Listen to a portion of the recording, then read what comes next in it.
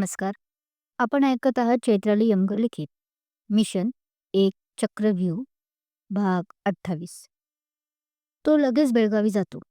तिथं त्याला basic training न देता डायरेक्ट ॲडव्हान्स ट्रेनिंग घेण्याचा ऑप्शन सांगतात. कारण या 3 वर्षात जे काही त्याने केलं होतं देशासाठी ते बेसिक ट्रेनिंगपेक्षाही वरचढच होतं.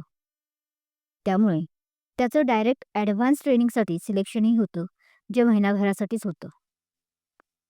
इकडे ती घरातून तर बाहेर पडली, पण जायचं कुठे हा रस्ता तिला माहीत नव्हता. म्हणून तिने दिल्लीतच राहायचं ठरवलं.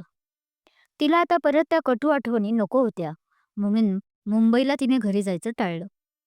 दिल्लीतच नोकरी करून स्वप्नाला मोठं ऑफिसर बनवायचं असा विचार करून तिने घर भाड्याने घेऊन राहू लागली. स्वप्ना मात्र तिच्यावर जाम चिडली होती.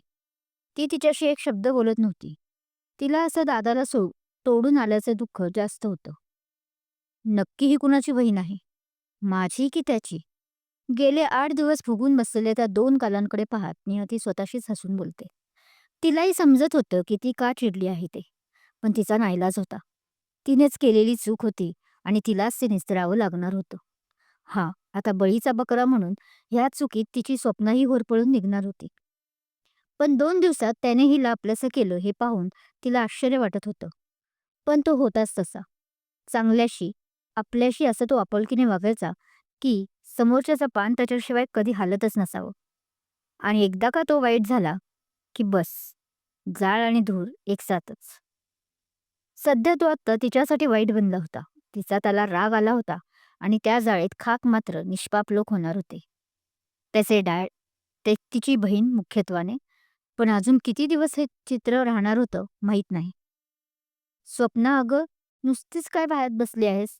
मला कर ना मदत जरा, नियती वैतागून बोलते. पण ही ऐकेल तर शपथ. ही डिम्म जागीच बसून राहिली, ना इकडची मान तिकडे केली. शेवटी वैतागून तिनेच ते घर व्यवस्थित लावून घेतलं आणि तिच्या कॉलेजची सोयही केली. शिवाय आपल्यासाठी 8च दिवसात तिने एका ठिकाणी रिसेप्शन म्हणून जॉबही करायला लागली.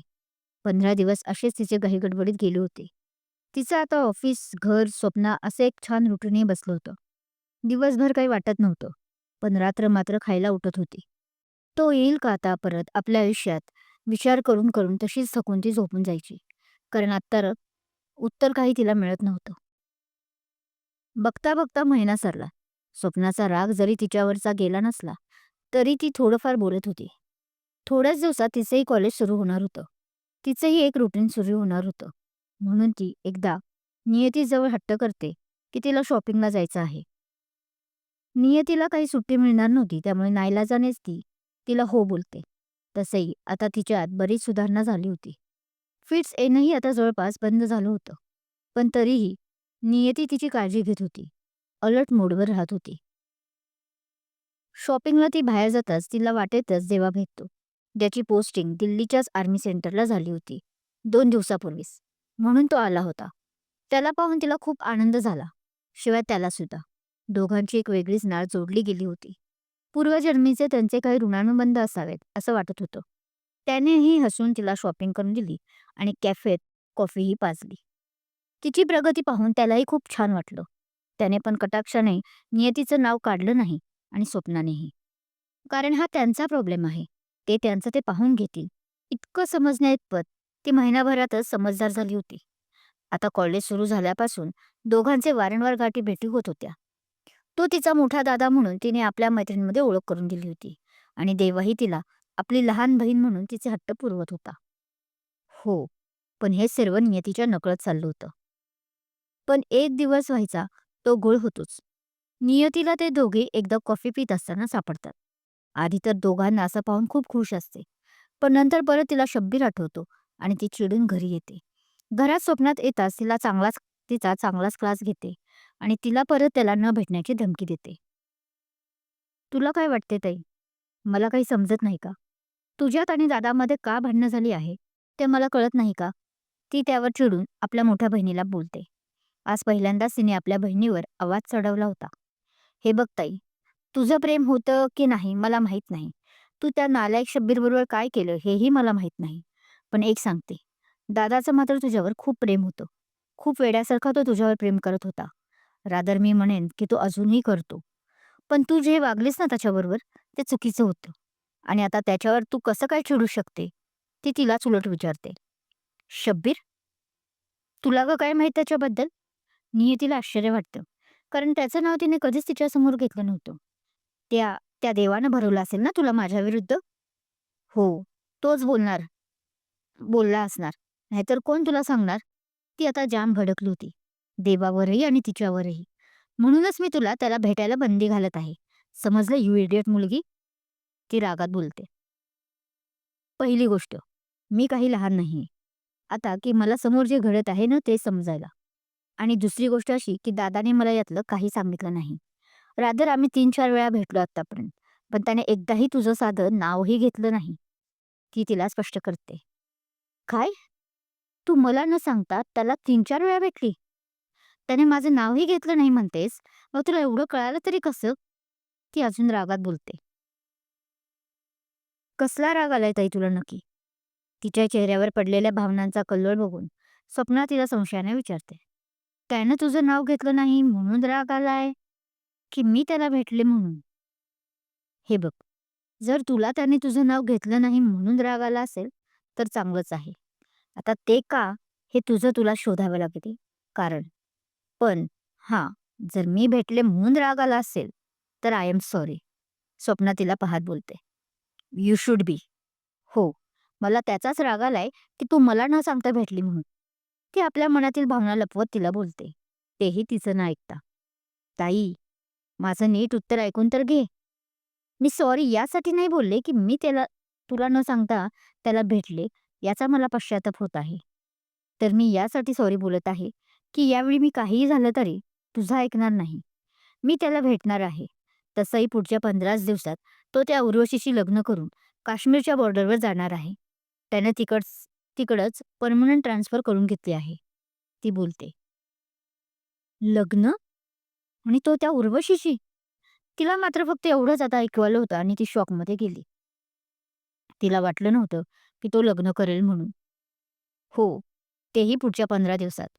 देवांश अंकल जबरदस्ती लग्न लावत आहेत त्याचं तिच्याशी. त्याची इच्छा नसताना. स्वप्ना बरीच शांत झाली होती. ताई, हीच संधी आहे. तू जर खरंच प्रेम करत असशील तर दादाला मनव. चाहे मग तुला त्याच्या पाया पडाव्या लागल्या, मला पडाव्या लागल्या तरी चालेल. पण त्याला मनव ताई. तू तू कर त्याच्याशी लग्न. त्याची हालत खूप वाईट आहे गं. तो तुझ्याशिवाय कोणालाच प्रेम देऊ शकणार नाही. आणि तुला माहीत नसेल तर सांगते. आज जे काही मी आहे तुझ्यासमोर ते फक्त दादामुळेच. म्हणजे? मला समजलं नाही. ती आश्चर्याने विचारते. आपण त्या माईच्या आश्रमात होतो ना, तेव्हा दादाला माझ्या फिट्सबद्दल कळालं होतं. ती भीत सांगते. हो, माहीत आहे मला. म्हणजे मीच सांगितलं होतं त्याला. ती आता निर्विकार चेहरा करत बोलते. हो, पण मी आजपर्यंत मला होणारा त्रास कुणालाच सांगितला नव्हता. कारण मला काही माहीत नाही, खूप भीती वाटायची. पण दादाने मला कारण विचारलं. कसली भीती आहे हे प्रेमाने विचारलं, तेव्हा मी त्याला माझ्या ताईला कर्णिकाने मारलेलं पाहिलं होतं. तो किस्सा तसाच्या तसा सांगितला. तिनं सांगितलं. काय? तू आपल्या आईला, नीतीला मारताना त्या कर्णिक? Oh shit! बरोबर. तेव्हापासूनच हा तुला त्रास सुरू झाला ना? मला ही गोष्ट कशी लक्षात नाही आली? ती स्वतःवर चिडते. ताई, शांत हो. तो सर्व आता भूतकाळ होता आपला. एक भयान स्वप्न. मी त्यातून सुखरूप बाहेर आले आहे.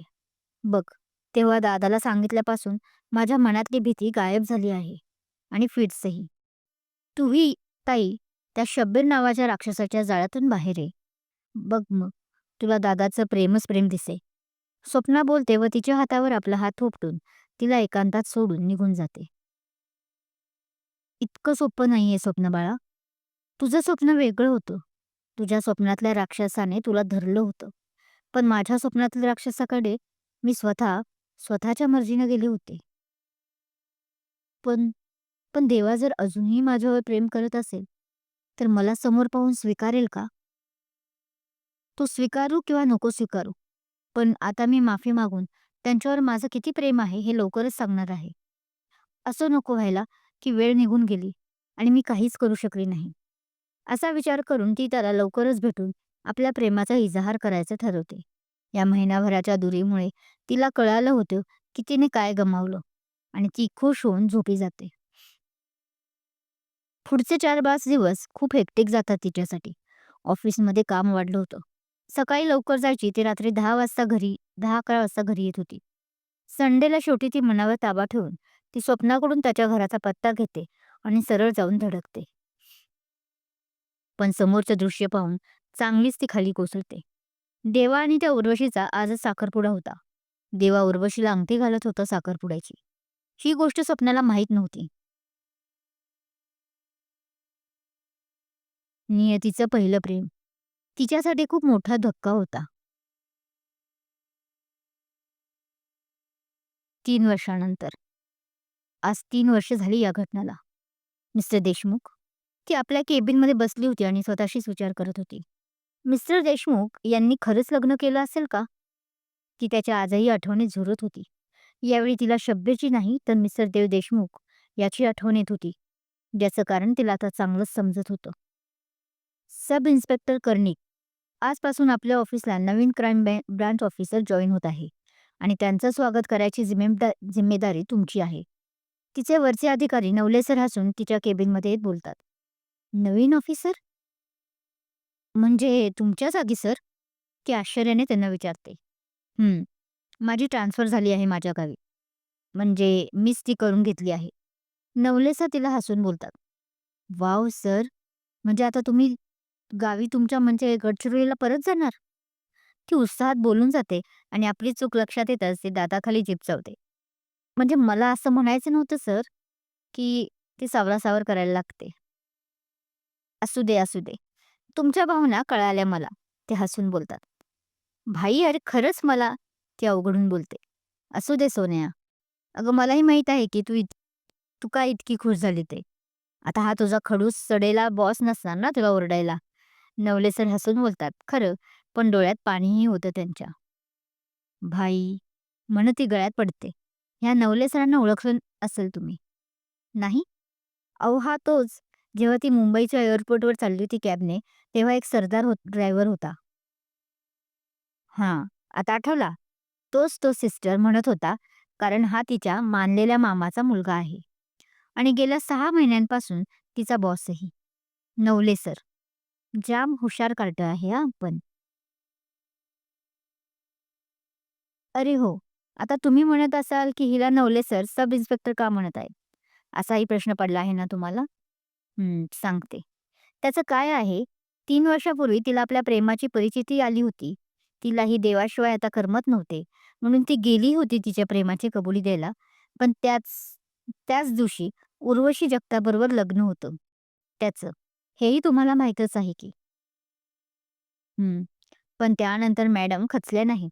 दिलेल्या प्रॉमिसला देव अजूनही जागला असल्याने त्याने नियती खरी कोण आहे हे कधीच भारत सरकारला सांगितलं नाही. ना क्लोनबद्दल ना खुनी ती असल्याचंही. त्यामुळे असं झालं की ही गोष्ट अजूनही गुपितच राहिली. पण त्याचा फायदा मात्र तिने करून घेतला. तिने तो आतंकवादीचा रस्ता न धरता आपल्या पोलीस ट्रेनिंगमध्ये प्रशिक्षण घेतलं. तिचंही वय अवघं 22 उत्तर होतं. त्यावेळी जे फिट बसलं होतं. त्यामुळे ट्रेनिंग एकीकडे तर दुसरीकडे राहिलेलं आपलं ग्रॅज्युएशन पूर्ण करून गेल्या वर्षभरापूर्वी पोलीस झाल्या. जो जॉब त्यांना त्यांच्या गावी म्हणजेच गडचिरोलीला करत होत्या. तिथेही त्या धडाडी वृत्तीच्या असल्याने 6 महिन्यातच त्यांची बदली मुंबईच्या गुन्हे अन्वेषण विभागात झाली आणि 6 महिन्यांपासून त्या आता इथे आपल्या आत्तेभावाच्या अंडर सब इन्स्पेक्टर म्हणून जॉईन झाल्या होत्या. गडचिरोली हे कर्णिकाचं मेन गाव आणि तिथेच ते वाढले होते आणि तिथून परत ते मुंबईला आणि परत मुंबईवरून तिचा प्रवास क्लोन म्हणून पाकिस्तानच्या उरी नावाच्या गावात असा सगळा प्रवास तिचा झाला होता. इथेही चांगलंच चाललं होतं की भावाबरोबर. 2 भाऊ जरा होता सडेला टाईप. चिडखोर, पण काम मात्र दोघं मन लावून करत होते. आणि ही तिथून गडचिरोलीमधून आल्याने परत तिथे वांदे झाल्याने आपली पोलीस सेवाने तिच्या भावाची आता तिथे बदली करून टाकली. सर, नवीन ऑफिसर जवळ आले आहेत. तोच एक हवालदार तिच्या केबिनमध्ये शिरतच झाप टाकत बोलतो. बरं, बरं, येतो आम्ही. तू लिंबू सरबताची तयारी कर. ते त्या हवालदाराला हसून सांगतात. तसा हवालदारही हो मध्ये मान हलवतो आणि तिथून निघून जातो. सब चला सब इन्स्पेक्टर कर्णिक मॅडम, तुमचे नवीन ऑफिसर आले बरं का. आता त्यांचं जोरदार स्वागत केलं पाहिजे. नवले सर तिच्या पाठीवर टाकत म्हणतात. हं. बस देवाजवळ प्रार्थना करते, की तो आमच्या या जुन्या नवले सरांच्या अँग्री स जुना जुन्या नवले सरांसारखा अँग्री बर्ड मॅन नसावा. ती बोलतच असते, की तिचा मोबाईल वाजतो. स्वप्ना? मोबाईल स्क्रीनवर नाव फ्लॅश होतं. तसं ती घाबरून जाते आणि नवले सरांकडे पाहते. "घे तू आणि बोल. काय म्हणते बघ ती." ते तिला सांगतात. "हो, बस सर्व आता ठीक असावं." ती देवाजवळ प्रार्थना करत मोबाईल कानाला लावते. नवले सरही "मी आहे पुढे" म्हणून खुणवतात. तशी ती मानेनेच हो म्हणते. हां, नियती बोलते. ती फोनवर बोलते आणि समोरच्यांचं बोलणं ऐकून तिच्या हातातील मोबाईलच खाली पडतो. तिला 2 मिनिटं काय झालं तेच कळत नव्हतं. "काय गं, काय झालं? ही अजून का आली नाही?" म्हणून परत माघारी आलेलं नवले सरांचं लक्ष केबिनमधून आत येताच त्या तुटलेल्या मोबाईलकडे जातं आणि तिचा तो भीतीने काळजीत पडलेला चेहराही. ते तिला हलवत विचारतात, "भाई, भाई मला घरी जायला हवं." ती घाईत आपलं सर्व आवरत बोलते, "ओके, जा तू घरी. पण झालंय तरी काय?" तो तिला शांत करत बोलतो. ते स्वप्ना जिन्यावरून पडली आहे खाली. डोक्याला लागलं आहे म्हणे." ती थोडं शांत होऊन त्याला सांगते. "व्हॉट? कधी? कसं?" तोही आता चांगलाच घाबरतो. "ते मला काही माहीत नाही. ते मावशीनं सांगितलं." मावशी स्वप्नावर लक्ष ठेवण्यासाठी एक बाई होती. तिला ती म्हणत असे. ती घाबरून आपल्या तोंडावरचा घाम पुसत बोलते. "बरं, बरं. चल मीही येतो." तो आता घाई करत बोलतो. "ओके चल." ती म्हणते आणि दोघं केबिनच्या दारापाशी येताच, "अरे भाई, तू नको येऊस.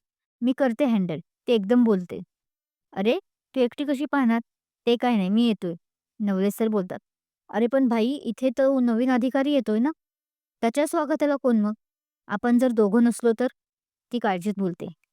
"ओह येस, मला तर थांबावंच लागेल." तसं तोही आता काळजीत पडतो. "बरं तू जा, मी थांबतो. पण मला पुढच्या अर्ध्या तासानं कॉल कर. आठवणीने. आणि काही मदत हवी असेल तर मला सांग." ते तिला बाहेर सोडवायला येतात आणि काळजीने सांगतात. तशी तीही हो मध्ये मान हलवते व आपली रॉयल एन्फील्ड काढून निघूनही जाते.